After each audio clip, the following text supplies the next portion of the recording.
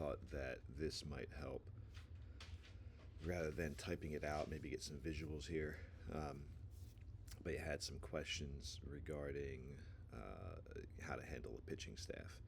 So I would say first thing is you can always come in and see league rules, and it pretty much gives you everything you need. But some of the things in here are like position eligibility. How many appearances do they need, so on and so forth, and then the where are the maximum minimums? They are somewhere in here. I probably overshot them.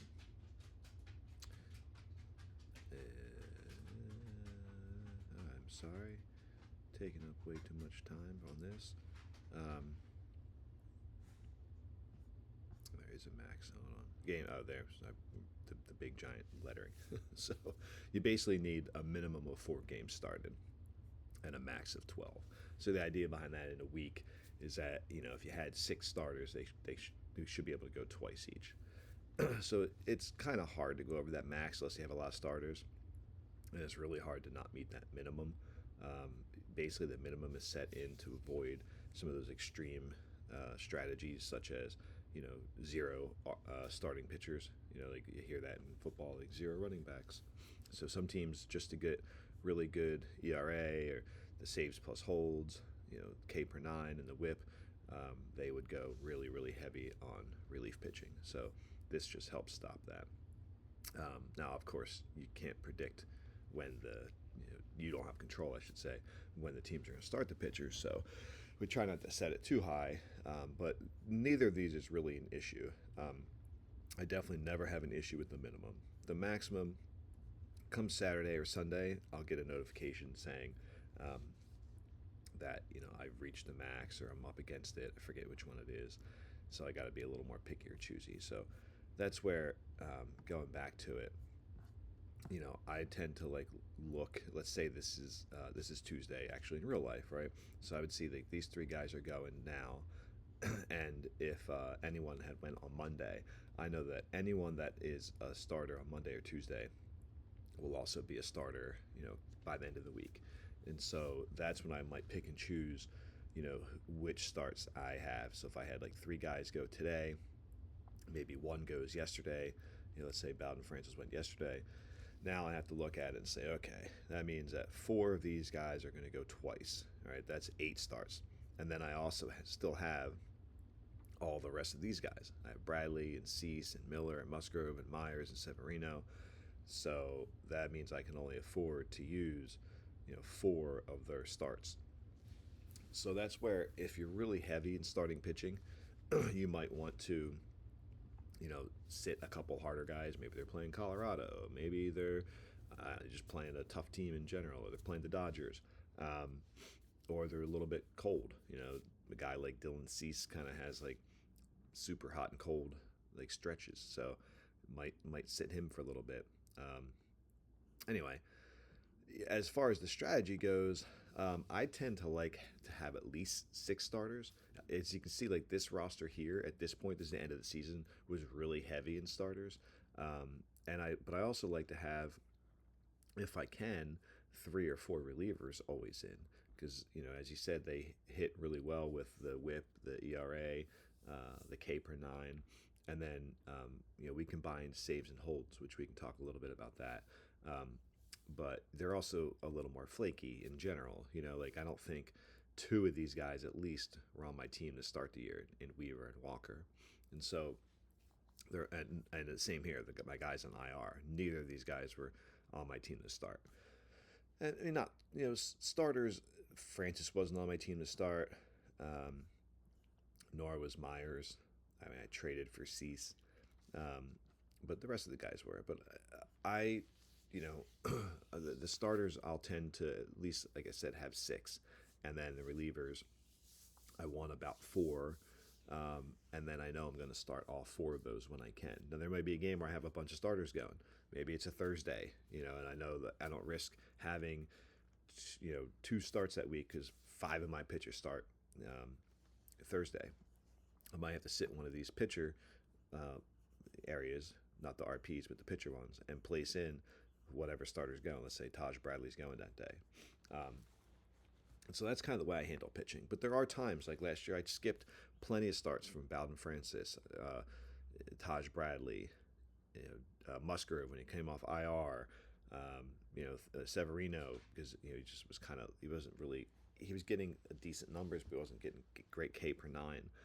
Sometimes the matchups were hard. If he's playing the Phillies or something like that, I might sit him. That's the way I kind of handle pitching. I would say the last thing about pitching is because we do saves and holds combined, neither of them is any more valuable. And so there's a little bit of argument there as far as, does it completely decrease the quality of, or the value, I should say, of full on like relievers? So like what's the difference of a stud reliever if he gets, 40 saves versus 30 holds? I'm sorry, whatever, the numbers equal 40 and 40. Sorry, I'm struggling this morning. And so I would say that these are guys that maybe the value comes into the security of the job. And as we know, I kind of relate relief pitchers similar to like kickers. They might be beast for 3, 4, 5 years, and then all of a sudden they fall off the face of the earth. And so a guy like, Emmanuel Clase or who are even the top closers?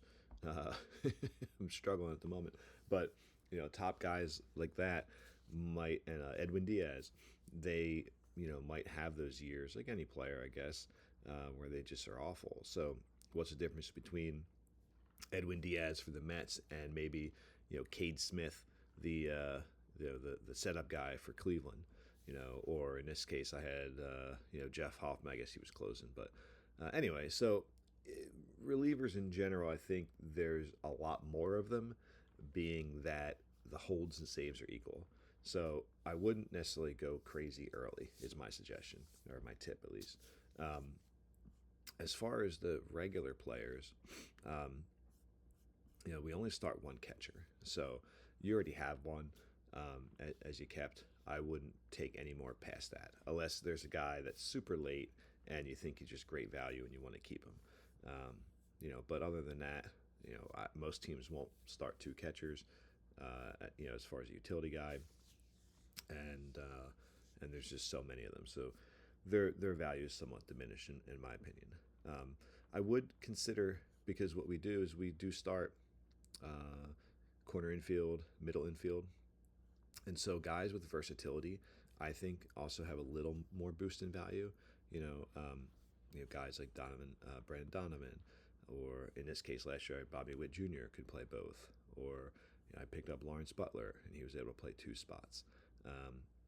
So when there's a tiebreaker between some of those guys, sometimes it's nice to have that that be the tiebreaker.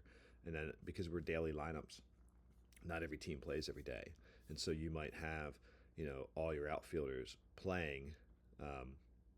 But maybe like no third baseman playing, and that's when like Lawrence Butler can slide in there. So yeah, I would say that's basically the approach. When we go to draft, the draft board is you can already see it. These will fill in as we go. The way we do the draft is a long draft, so each team when they're up gets, I think it's 3 hours. We try not to take that full 3 hours.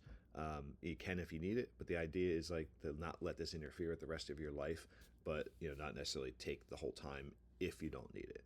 If you do need it, especially if you're at I don't know, you're at a funeral or at a wedding, or it doesn't really matter what it is. If you need time, just let us know, and we can pause it or help you out or make the pick or do whatever. But I'm in a draft now where it doesn't let you pick when you're ready, so the slots are already made, which is very frustrating. It makes the draft super long. So when we start on Monday morning, 9 o'clock, Bobby has basically until 9 to 12 to pick. Hopefully he picks at 9:01, and then it's your turn, and you'll have that the same 3 hour window. We don't expect everyone to be right there and pick within a minute.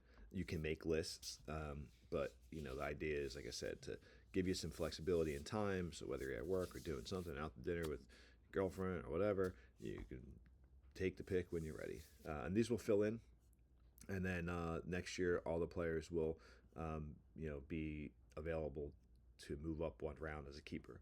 But once they reach the fifth round, which basically puts them into the fourth, they're no longer keepers. So like for me with Kyle Tucker or Holiday, we have next year at the end of the year is the last time we can keep them. So yeah, and then you'll get an email, I believe, saying it's your turn. I usually just kind of keep an eye on it. I usually will text people or even, you know, hit on Slack and just give them a heads up just in case they don't notice. But yeah, that's about it, man. I would change your name when you're ready. You can keep it if you want, but totally up to you. You can go in and rank players. I haven't done this yet, but this is basically like your ability to create your own ranking sheet. I just when the draft comes, I actually just go in and just stay looking on that draft board, and kind of go off there. Anyway, hope that helps. Sorry, so long-winded, and I didn't have any coffee yet, so still can't get